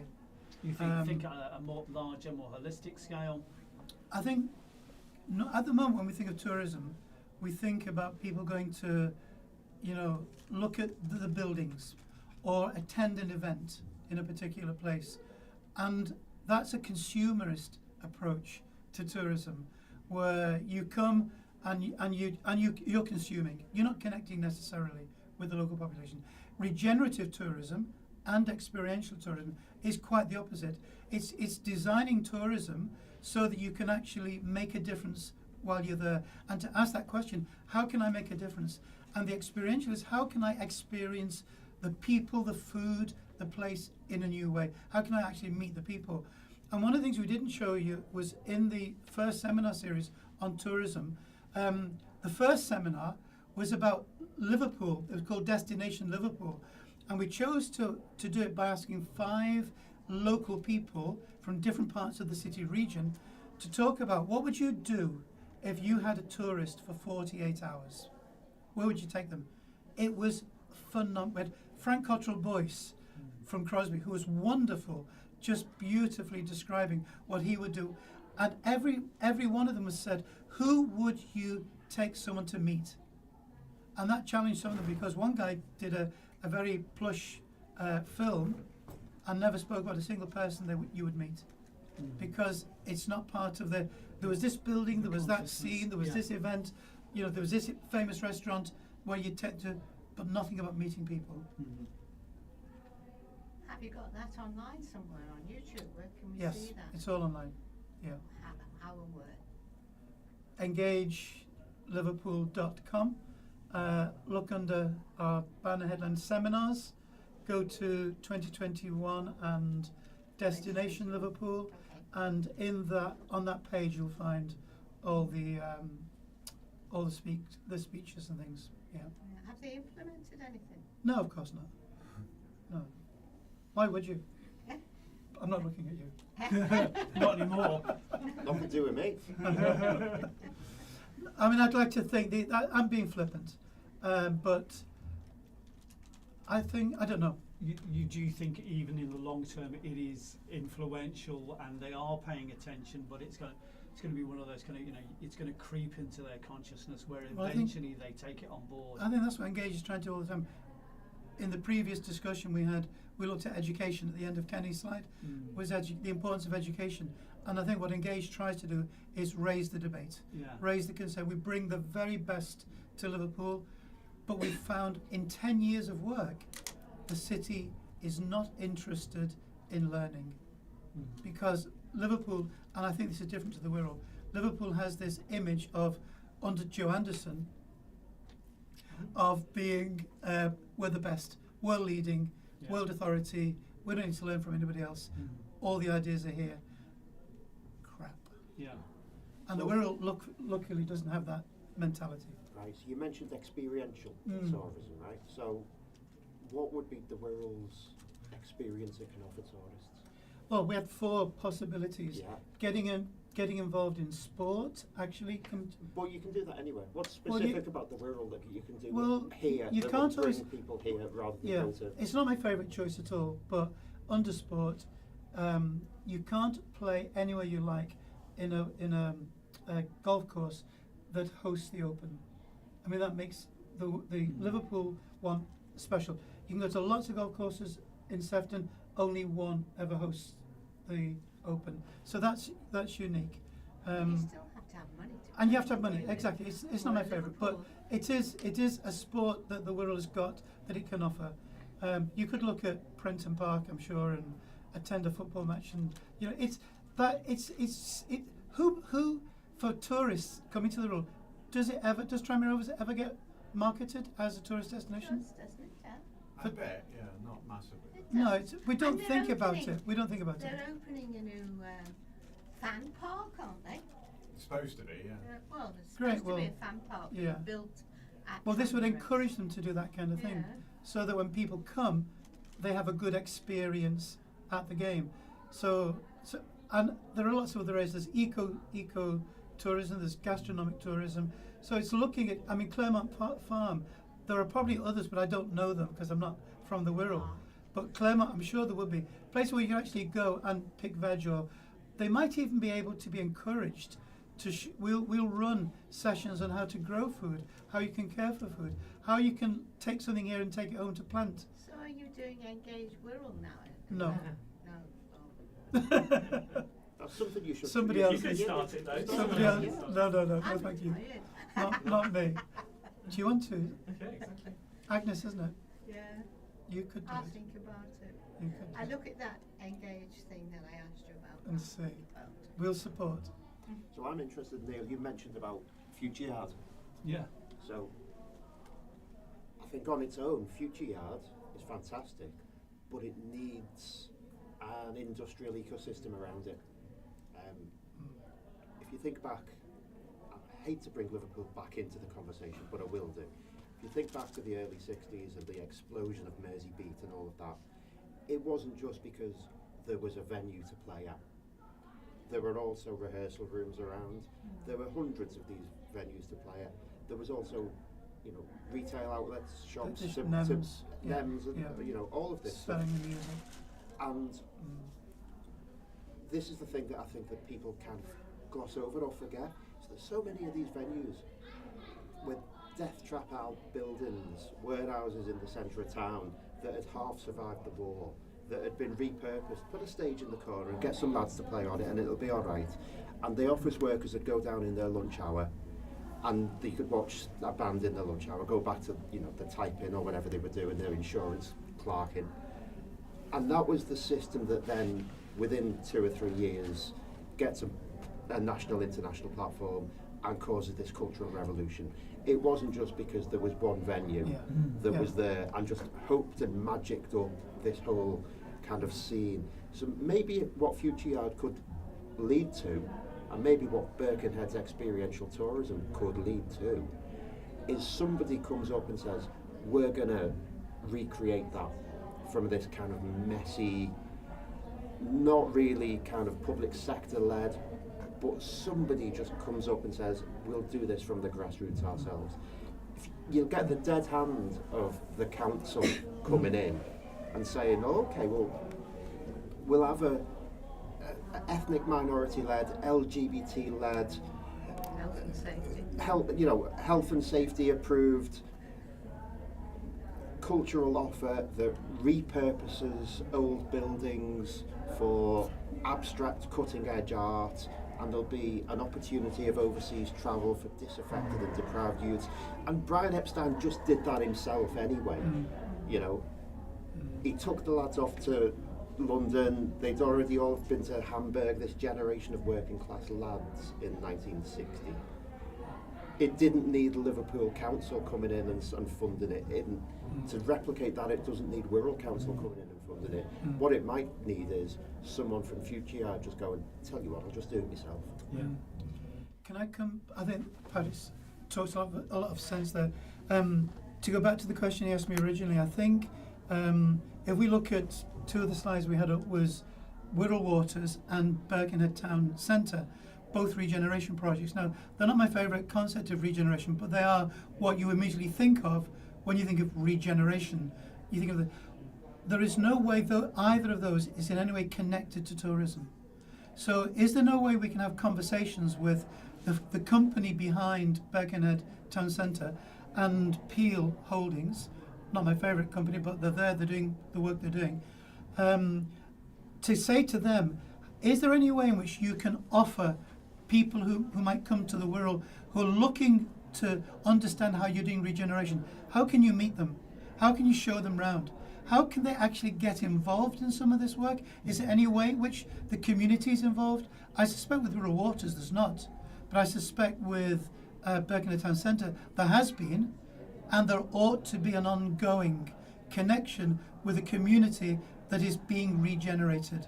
So trying to find a way in which we can say to people, we can market this process as being an attractive model for people to come here, like you go over to, Neil, you were saying you go over to the Wirral for exactly the same, for Future Yards and see what they're doing. How can we begin to look at that and then look at other kinds of regeneration that are not led by big money and councils or big companies, but are actually local-led regeneration projects? They're actually much more interesting. And maybe we heard that from Kenny. Maybe what Kenny was trying to do was a local regeneration project around food. You know, so how do we identify?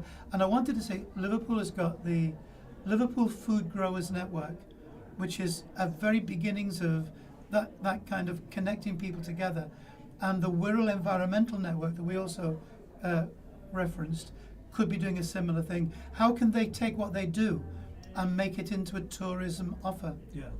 And tourists are not just from outside. Tourists are also from the Wirral and from Liverpool. We already have Wirral farmers markets all over Wirral. Have you heard of them? No, I mean I don't, but I'm sure. Yeah. They're I mean already- Wirral's got a very good gastronomic reputation. Some really good places for growing food. But it's about marketing it as our offer and not being ashamed of it. I bet there are people in the council who think they have to try and find the biggest building or the biggest event that we're putting on to help to market the Wirral.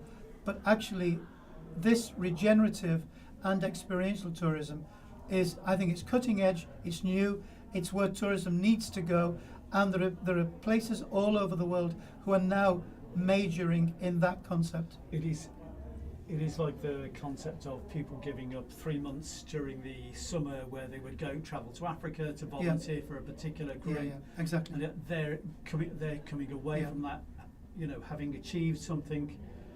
Yeah. And it's very similar. It is. It's very similar to that. Just to You could say, come to the Wirral for 3 days, walk the Wirral way, eat in this particular restaurant, see where the food comes, and spend a day with this organisation, painting a school or digging an allotment or whatever it might be. Get involved in making it better because you've been there. Yeah. So was that one of the 50 great ideas for the It's going to be in the next book, yeah. It's the 51st. 50, This is the great thing about the book, is that I just stole everybody's ideas and put them in the book. It does actually say compiled by rather than written by, because they were, like I say, very honest. They were from workshops, and this is what other people suggested. And so Jenny will take that. Do you want credit? You don't need to credit me now. Sorry. I wasn't going to. I know, I've seen the book. I think that Patrick, you mentioned earlier. You mentioned, the dead hand of the council, and it's like it is that kind of coming into touch something and almost kill it instantly. What this does, and what we do like quarterly in Leaf, is we listen to other people's ideas, and we get a kick out of listening to other people's ideas and their passions. And what you've done is actually kind of gather those ideas from people and put them together and compile them, as you said. So I really like it, obviously. But where was I going with this question? Nowhere at all. I think. How much does the book cost? I think was that the question? The book costs £6. £6. All right. Okay. £6. Can I buy it online? You can buy it at Etsy.com. Type in 50 ideas for the North. Okay, brilliant. But the dead hand of the council element was what was. So that's an interesting thing, because I was reading something online yesterday, and this fella online was talking about how the UK has become a consultation nation, and all you ever see is like endless consultations on stuff, and endless. Oh well, we'll go back to and somebody doesn't like this, and he said the outcome is that nothing ever bleeding happens. Nothing gets built, nothing gets repaired. The consultants make loads of money. Consultants make loads of money, and after however many years of government that doesn't really work for areas like this, we're seeing that really across the country nothing really works like it should. And I think one of the reasons is there's too much of this. Oh well, we'll go out to a consultation.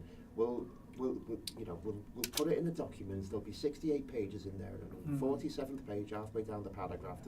We need to go. Oh, and there's another 6 weeks where you just bloody build a thing, for God's sake. Yeah.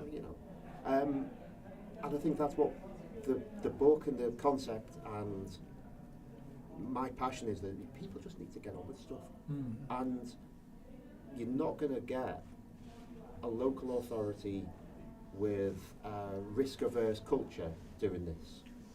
What you're going to need is people just themselves, without seeking permissions, just crack on with things. The problem is that sometimes when you have a council that is, it's not just that the dead hand, or however you describe it. Sometimes they actively, because they're not doing things, they're actively preventing growth. They're actively preventing squatting things. on the You know, I'm working with someone at the moment who's trying to get a food truck on a pitch on the Wirral.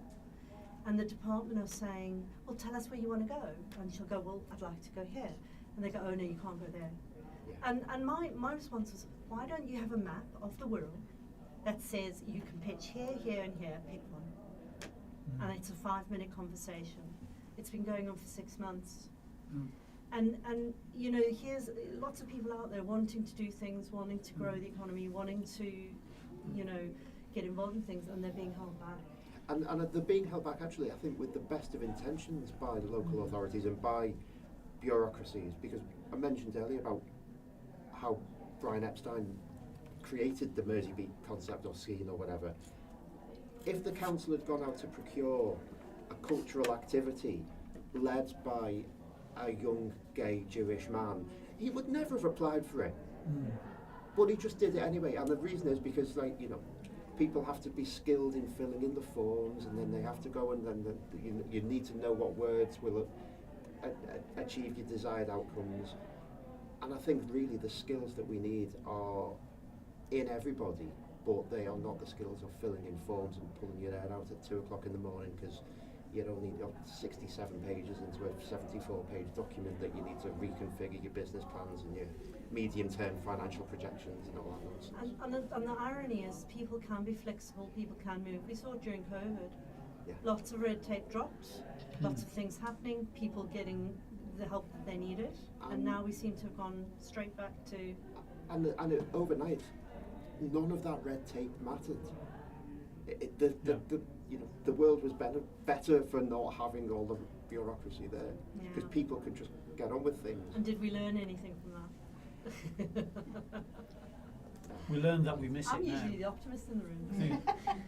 I think one of the things we learned, going back to, if anybody was at the Engage events, like over when we were talking about Porto, Copenhagen, they were examples of councils, and not necessarily the council. In some ways, the council was involved.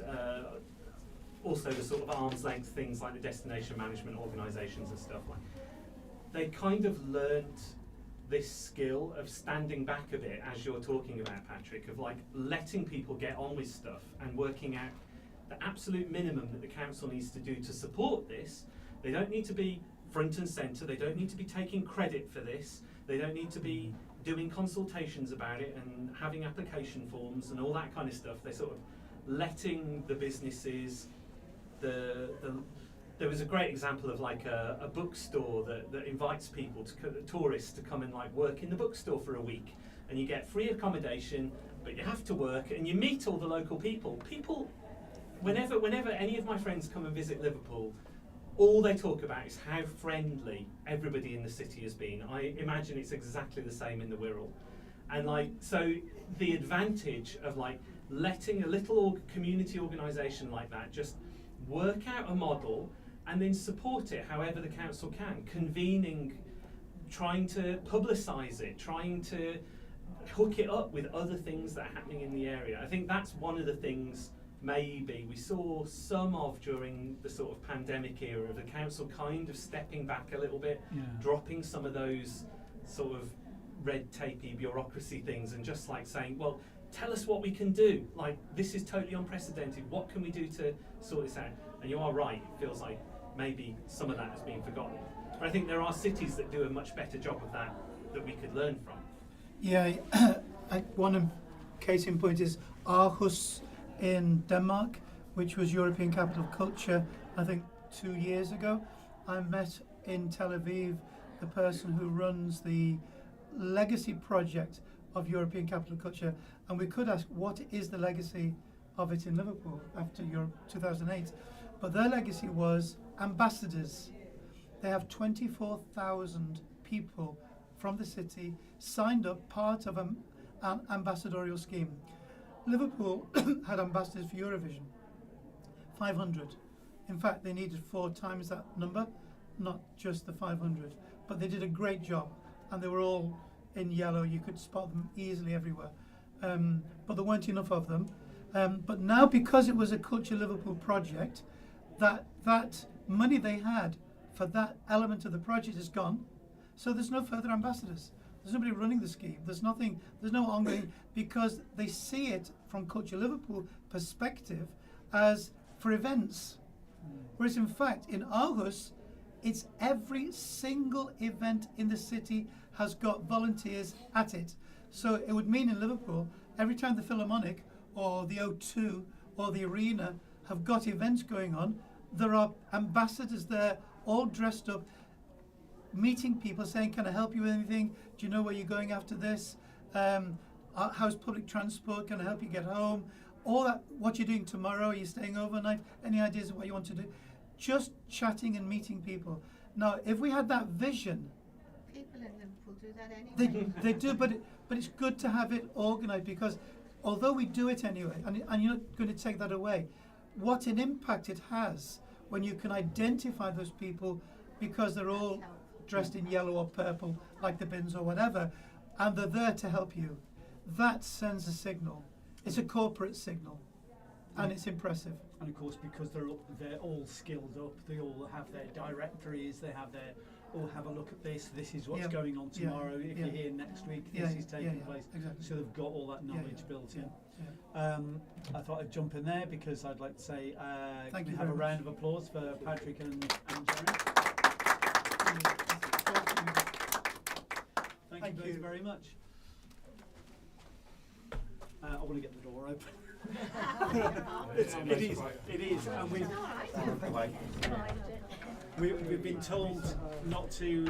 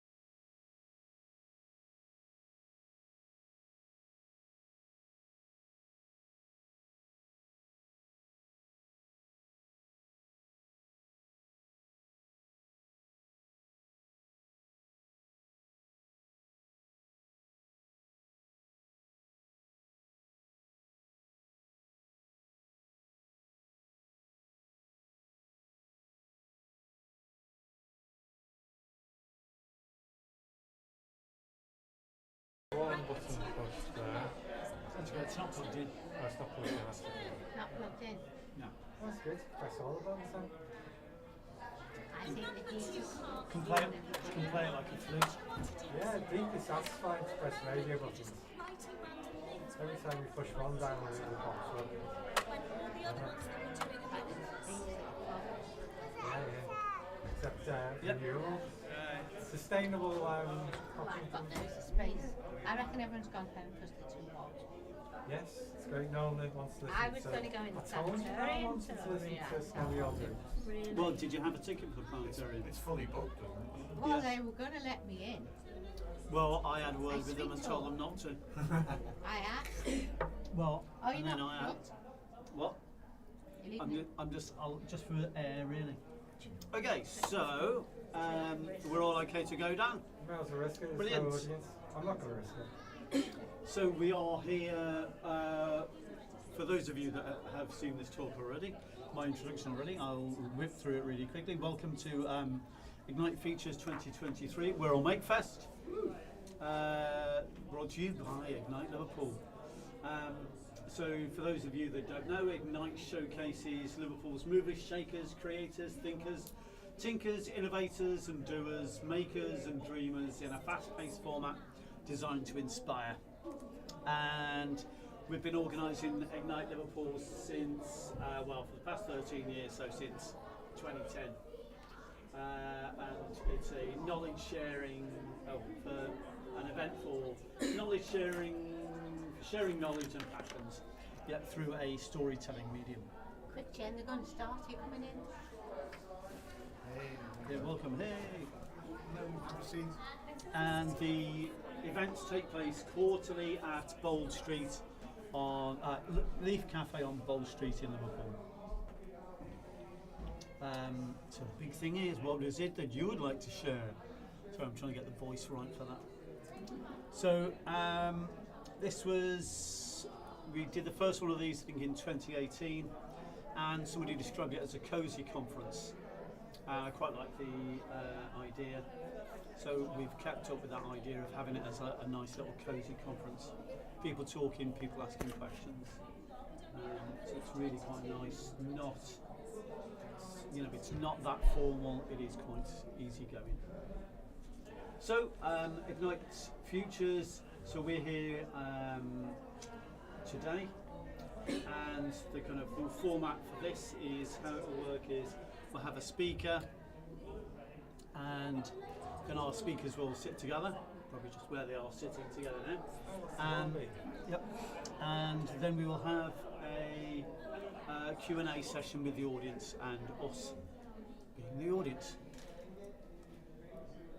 So, moving on. So, the overarching theme of Wirral MakeFest is sustainability, and so we were asked to come up with some talks around sustainability. And so we've advertised, and we've got some guests to talk about sustainability. And our two speakers for our 3 o'clock session and our last session are Margaret Smith from the Mersey Green Network MAP, and Alex Ferguson, who's going to be talking about what role does circulation libraries play in sustainability. So, if I can invite Margaret, if you'd like to come up to the front. So, that one there. Shall we shut the door now? Yeah, go on, Margaret. It's a You're bit right. loud. Yeah. But if any of us start to feel faint, then just let us know. Yeah. Okay, so you need to pay crystals by hand. Because Brian's out there with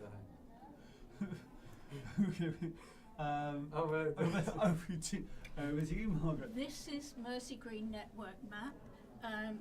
Transition Liverpool and Wirral Environmental Network are trying to create a map of local, green, sustainable, fair to people and fair to planet businesses and voluntary groups across Merseyside.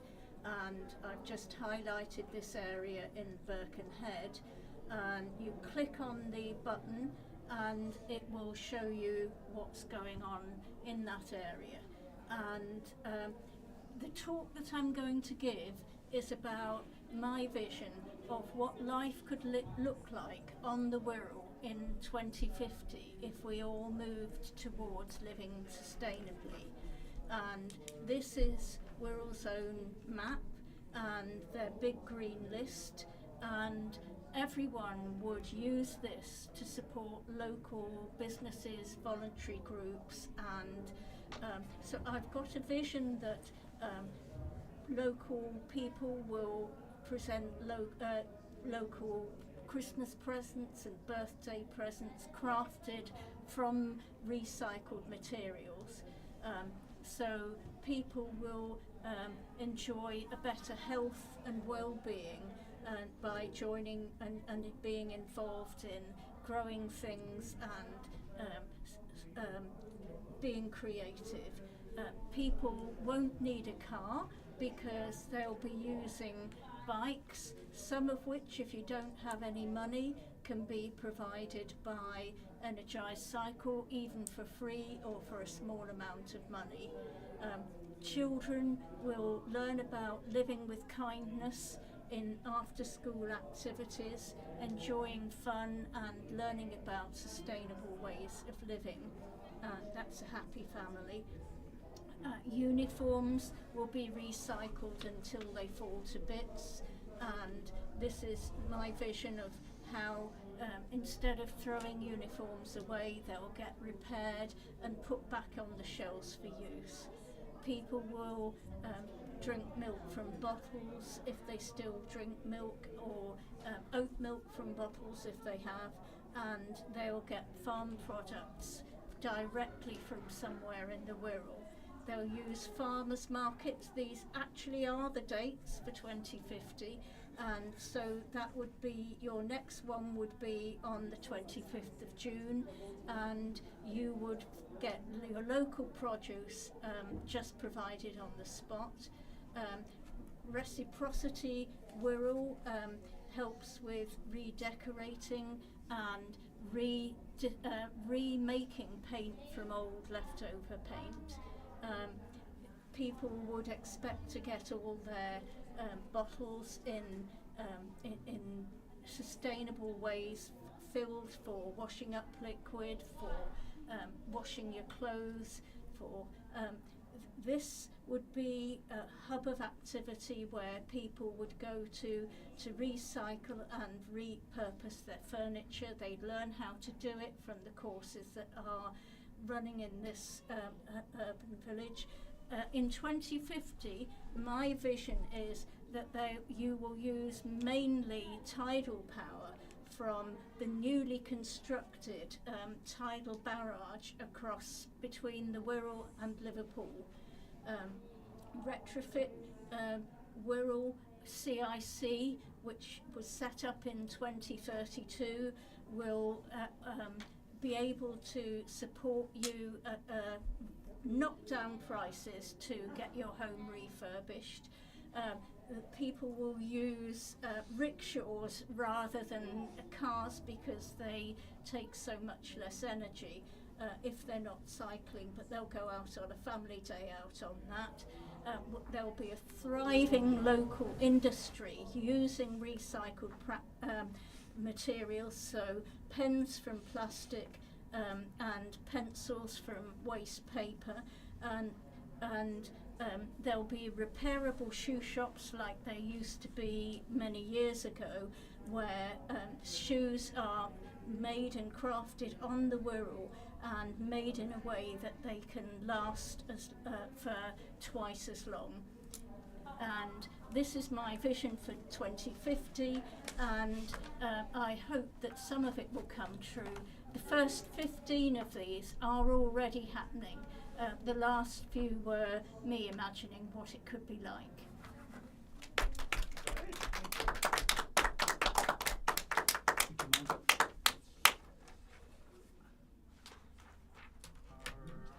So Alex, there we go.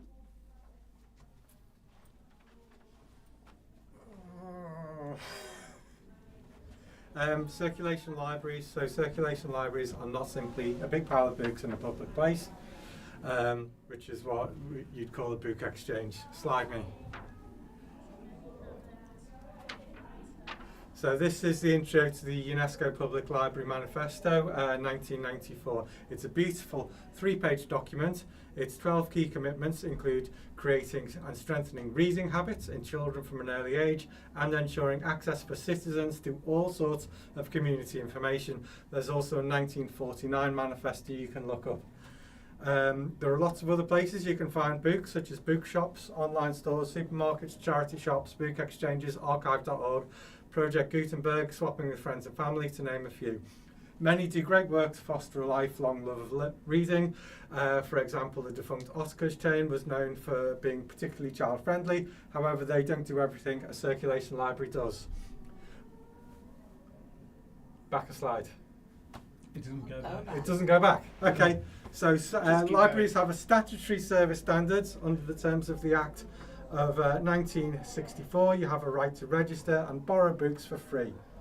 Books are available in a variety of forms to meet the needs of the community served, including large print, dyslexia-friendly, audiobooks, digital copies. You don't need to be disabled to use the alternative formats. When the library is more accessible, everyone benefits. Libraries contain good quality resources, not crowded out by everyone who wants to publish, paid promotion and fake reviews. You shouldn't find yourself glazed and confused at the library. Libraries ensure participation in culture. That's the next book. Let's move on. So libraries make newly published books available to the public. This was by far the best book I read in 2022, a writer unknown to me on a new publisher. I would not have taken the chance of buying this from a shop. Libraries support bookshops, writers and the publishing industry. I absolutely would be happy to gift someone a copy of this book, having read it. What slide are we on now? So libraries carry collections dedicated to the subjects relevant to the communities they serve. Libraries are accessible. More libraries are becoming inclusive. Staffed libraries have experience and training relevant to serve their diverse communities. Readers are required to return the books in the condition they borrowed them. Each book can have many readers. Libraries promote reading purely for joy and excitement. Speaking for myself, I believe reading fosters empathy in societies.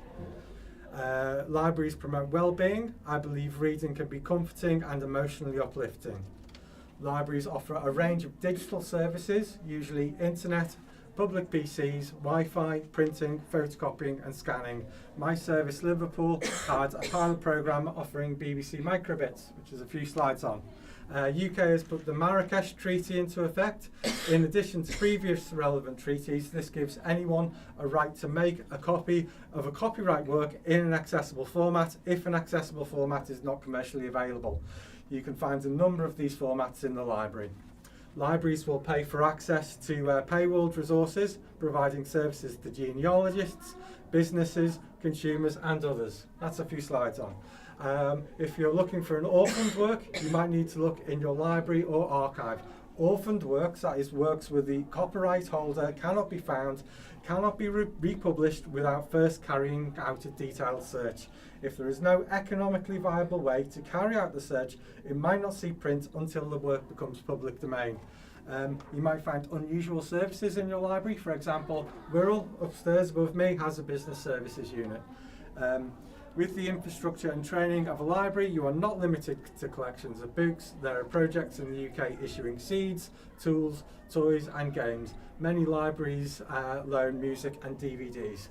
So that's the Genealogist Guide to the Internet. This is details of a particular orphan work. That shows the detailed search. This shows who was looking for it. And what they wanted to do with it is, I've cut that off, all the details. Yep, that's the Business and IP Centre. That's the Business Services Unit upstairs. And one more slide to come. And it's the Seed Bank, somewhere in Scotland, I think. Yeah, Perthshire Seed. So there's seed libraries in other places, but this one had a particularly nice logo, so I chose that one. And they're just looking at gathering seeds which are particularly suitable to their local climate and the exchange of seeds in the library. Thank you very much. Thank you. I'm so glad. None of the people who I know are a qualified librarian in here to criticise. Brilliant. I'm sitting in the corner. Brilliant. But Margaret, lots of the organisations you were talking about there. So you were saying that the first 15 of them, they already existed. So tell us. I mean, that was interesting in itself. It's that you could, if Jerry was still here from the last talk, he would be saying, you already have a tourism offer to be able to guide people through those. They could visit those local shops and buy recycled things. They could visit those farms, and purchase and work on those farms. And all of those organisations are already listed on the map. Yes, we've got 160 organisations so far, and a lot of them, probably nearly 50%, are on the Wirral. And there's a phenomenal amount going on across the Wirral. I only picked a very small and random sample of things. I mean, the West Kirby Farmers Market that I picked, I think someone mentioned earlier that there's a whole raft of farmers markets across the Wirral. Yes, and I mean, one of the things that Wirral Environmental Network has on the page that I showed you, I think they do need to make that map and that page much easier to find, but they have a big green list, so they include bigger organisations on their page, so that you could, in theory, live your life sustainably on the Wirral, except for things, spices probably come from abroad, or metal structures has to come out of the area, but for an awful lot of things you could, if you wanted to, do environmental tourism, and the Wirral would be a great place to do it in. And have a very low impact, on the environment, travelling here. You could certainly get a bike here very cheaply from Energize was one place, because I know that that's collecting recycled bikes that were actually going to go to refill. It started last September. It's already collected 600 bikes that would have gone to the landfill. And they've redone, I think they've redone 300 of them. They've either given them away to asylum seekers or sold them for a very small amount of money to cover their costs. They teach people to ride. It only takes a few of those spread across the Wirral, and what was mentioned earlier about improving the safety so that people can safely ride around the Wirral. And I think people would, this could be a perfect area to start trialling just having public transport and bikes, and maybe, and that might include electric bikes, and maybe sort of something a bit more suitable for families, which is why I threw in the rickshaws. I mean, I know that's crazy, but you've got to say a few things to wake people up. We did in Liverpool, I can't remember when, and I don't think I went on it, but that we did have rickshaws, we did have cycling rickshaws. Did you? Until the council decided to ban them, I think because the black cab drivers were kicking up a stink. No. Was that not the case? No, they weren't banned. They were never banned. It was they knocked it on the head. No, they couldn't get up the hill. Right. They couldn't get up the hill to the cathedral. Yeah. And they, because they're very low-powered engines, which is what makes them tuk-tuks, right? And so in order to put a more powerful engine in, they would then become cars. Yeah. Which is a whole different licensing regime. Yeah. So then they become taxis. So in a sense, the hill up to the cathedral in Liverpool did for them. That was the problem. Well, you'd have to have the park at the bottom, and they'd have to walk. Yeah. Yeah. They were great for tourists, though, weren't they? Yeah. They were very popular. So tuk-tuks licenses motorbikes is like Yeah, what so- is it, 50cc motorbike. So don't quote me exactly on what Yeah, yeah. licensing arrangement it was, but basically because they're not cars, Yeah. they didn't have to have a full, private hire vehicle Yeah, yeah. license. But they struggled. The moment you put like 3 or 4 people inside a tuk-tuk, yeah. they just Yeah. can't get up that hill. And if anything else they do would make them a car. Yeah. Should we like circle the chairs? a bit? You can if you like, yeah, or just pull it round just a little bit to your left, maybe. Just I'm like turning around and stuff. So.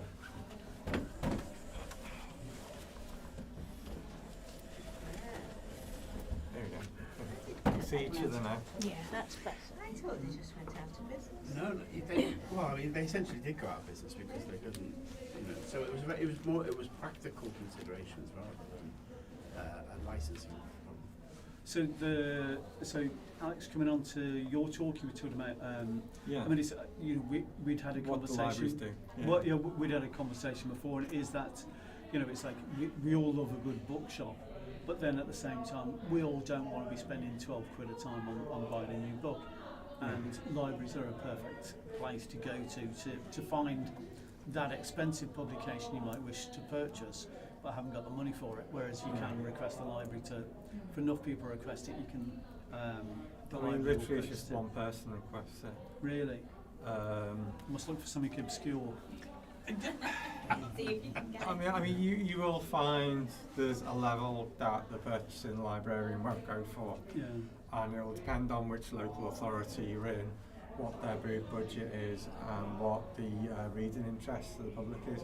But I can tell you in Liverpool, which is the local authority I'm from, the book fund that they have, they could, if every individual in Liverpool requested a book, the purchasing librarian could probably buy like 1 in 12 a year. Yeah. Whereas one year I requested 6 books and he bought all 6. So Yeah. I don't think people are recommending books in Liverpool.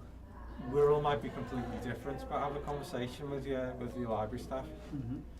In general, it's not like loads of people need to come forward and request something. If one person thinks this will be a good read, just put the request in, and if you don't ask, you don't get. Mm-hmm. And you do that online. And you can do it online. You can do it online in Liverpool. So in Liverpool, I mean, you can send an email or write a paper request, but on the online catalogue, there's literally a feedback stock suggestion link right in the bottom right-hand corner where no one sees it. You click on that and you just got a plain form which says feedback or stock suggestion, and if you want a reply, then include library card number, contact details. Can I leave it on my bookshelf for 12 years like all the other books I've bought? I think that would be very selfish. Yeah, it probably would do. Yeah, I mean, if you do that, it's like you have overdue charges of, I don't know how much they are at the moment, because I haven't paid overdue charges in Liverpool since I started working for the libraries. But I mean, when I started, overdue charges were, I think, a few pence a day, but they've definitely gone up. Yeah. So you'd probably be paying 10 pence a day over 12 As years. it should be. As it should be. Yeah, you could have bought a copy They for do yourself. eventually cap out, Mhm. but don't do it because it's not very considerate. So, Margaret, I wanted to ask you a question about the map. So, what was the kind of the genesis for the map? You've got lots of information with lots of organisations, and they're all part of the network. But why present something in graphical format like that? Why go for that kind of format? Rather than a printed format. I hope that one day we will get a printed format, but I think the lovely thing about the graphical online format is that we can keep adding, so that we probably in the first few months we had about 40 organisations on the map, and we've gradually built up from there, and really the idea is to keep going across not just the Wirral and Liverpool, but the whole of the northwest. So, I mean, it's a pipe dream, but I'd really like us to be thinking in thousands rather than hundreds. Yeah. So, a part of the idea is that people can put themselves on the map. That's so that people are taking ownership of actually being on the map, and that as it grows, the idea we hope is that people will network together. I didn't go into a lot of detail on this, but things come under different headings like transport and energy, and the idea will be that groups like that can, as it grows, link together across Merseyside, say for the purposes of sharing ideas, for putting in joint grant proposals, because you're more likely to get a grant funded if it's a consortium and a bigger nucleus of people, and you wouldn't have to have a different map in on the Wirral, say, to somewhere out perhaps in St Helens, which is also on the map. So that's the idea of it being digital. It would. I know the creator of the map would eventually like to have maps that have a system so you could print off your local version, but that's a later. Pardon? We could do that in the library. Print it out for you in the library. You could do that, but at the moment it probably wouldn't give you the link for what's where. Yeah. And it does have a lot of information. That's the other benefit. If you click on the dots that you saw on the map, it gives you the information about what it does. There's a link to any website, Facebook, Twitter, so that you can get up to speed with actually what they're doing right now. It gives a blurb on what each group does. And if people aren't on the map, they're still because they don't have a physical address, they're still in there and can be looked up, because not everyone doing a great job, say for example feeding Liverpool, I'm not sure it's on the map yet, but they don't have a base, so you couldn't put feeding Liverpool on a physical map because they don't exist anywhere. Yeah. I like the idea. I mean, I really like that it's on OpenStreetMap. I'm saying that, and I was hoping that Dan was going to look up there and go like, OpenStreetMap. Oh yeah, we like that. Just that it's not on a. Admittedly, it's not on a Google Maps or an Apple device. But then at the same time, it would be good to see the information from it being able to be shared to those kind of mapping environments. Again, going back to the tourism talk. Apologies, but just that then if you're an eco-tourist, you can arrive here and just fire up whatever map you've got, and you've got your network of local organisations that you might well be wishing to purchase gifts from. So from Alison Bailey Smith's recycled goods, that kind of thing. Where's the best kind of environmentally friendly kind of cafe to go to, rather than having to go nearest cafe, let's suss them out which is the best one. There is someone, I don't know how far he's got, but someone whose name I forget, but he's got an organisation called Traniscope, and they're looking into making sure that the various maps in different areas can interconnect in some way. And I know that Cole Massey, who's the creator of this particular map, and that they've got an organisation called Digital Commons, and they're part of the Solidarity Economy Association. I know that they've made a link so that when and if things do get joined up, that he was certainly interested in networking across that, because I mean what I'd like to see is either our current map or the information from the map as it is at the moment put on something eventually when there's enough places doing this, so that there is a national network that's an alternative economy, so that it keeps money local and it supports local businesses, because they're some of the most vulnerable groups. And you know, I also want to showcase voluntary groups. You know, who maps voluntary groups? You know, no one that I know about, and yet they form such a vital part of our economy. That's a very good point. I was going to ask about the Solidarity Economy Association, but have you spoken to Wirral CVS, because they probably do map voluntary organisations? Well, Wirral Environmental Network work closely with them, and Wirral Environmental Network are our partners. I think we're on their website. I can't swear to that. We're certainly on Liverpool City Council's website somewhere. Right. No. So tell me about the Solidarity Economy Association.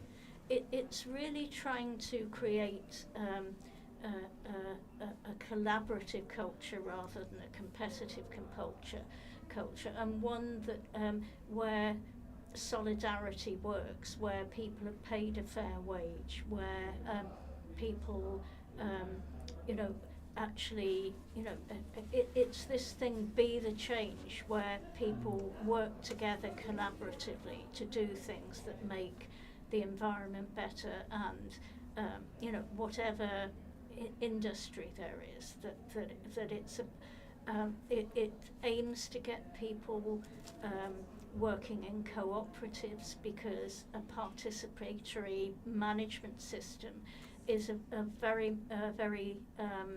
safe system. It tends to be that cooperatives, far more small cooperatives, survive and flourish than limited companies. I think the same's true for community interest companies. So it's really trying to drive a change to model an economy built on cooperation, where, you know, in a cooperative, everyone owns it. It's not some multinational corporation based in the States or India or China, and it's because so much of the money that we have is creamed out of our economy before we've even started, and this is a model that would help to keep things. It would make us all locally more wealthy at a time when the world actually is going to be a pretty tough place for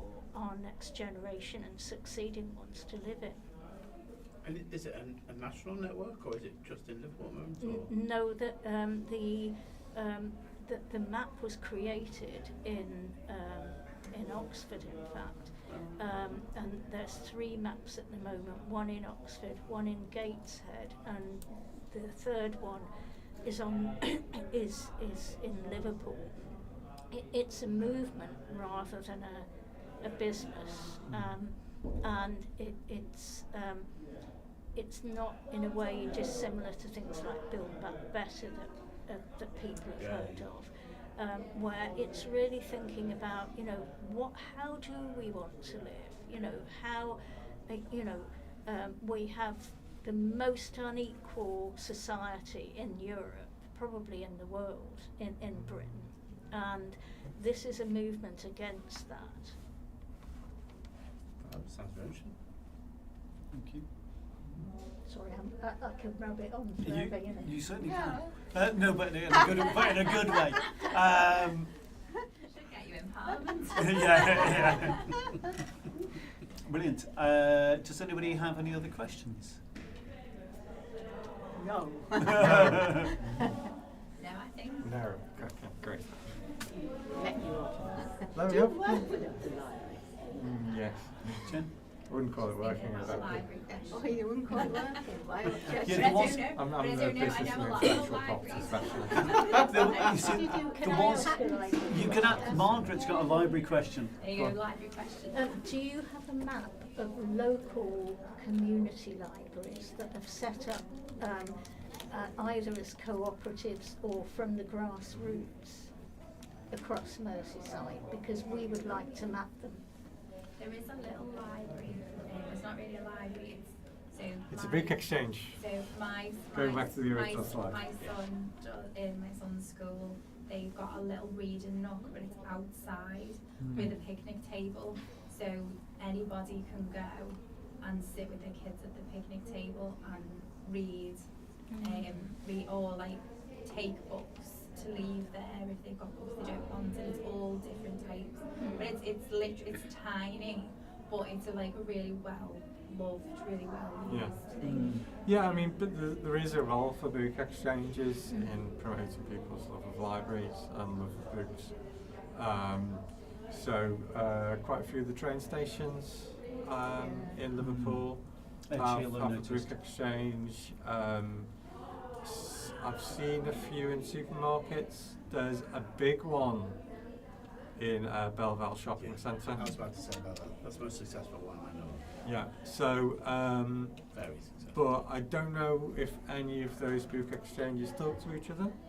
How would I find out? Literally just approach some of them. Uh, I mean, is in the there case a book of... exchange organisation? I don't know, we don't talk to them, unfortunately. They don't even take books off us. So our waste books, they go to like a specialist in waste library books. Some of them will be resold, and some of them will become cardboard boxes, but they don't go to book exchanges. And the lady out there is making models. Yeah, What they yeah. call So they go dead to craft people, for example. But that would Did you be. see that?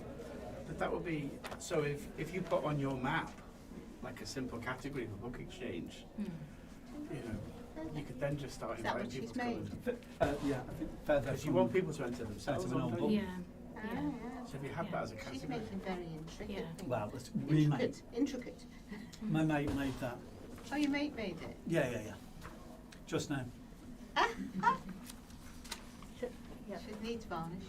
I mean, there's a copyright issue with book exchanges. I mean, basically they're tolerated by publishing and authors, because I mean there isn't anything they could do about them. But if they became a lot more popular, there might be an issue. Libraries, like municipal libraries, they provide data to the British Library for the public lending right. So authors get a royalty paid on books borrowed from the library, and it's calculated based on a sample group, and it's not a huge amount of money.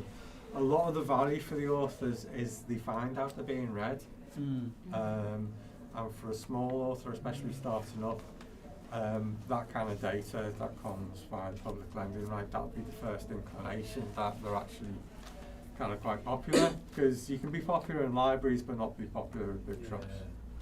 And that's partly And down to because book exchanges don't collect any data, which in some ways is a strength, they also don't kind of collect that data to pay royalties. Wirral libraries are in the sample group for public lending right this year and the next. So if there's any authors who you like, borrow them, and if they're registered with the public lending right, they'll get some money. If there's any authors who you like but don't like them personally, borrow the books from Liverpool Central Library and you won't see a penny. Good to know. I literally do this.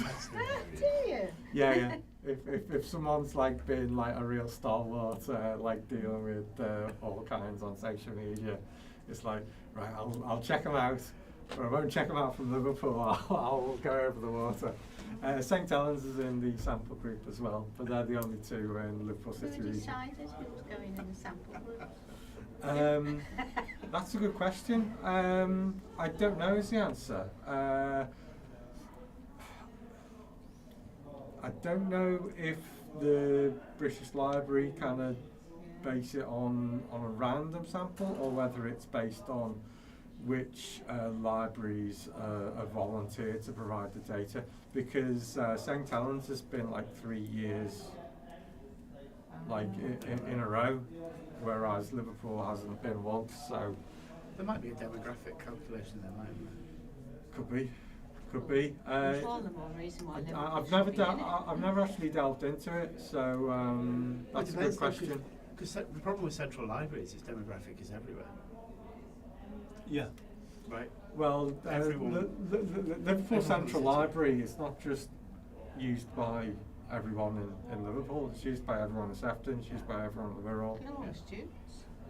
All those students. Yeah. So under the Public Libraries and Museums Act 1964, you have. Thank you.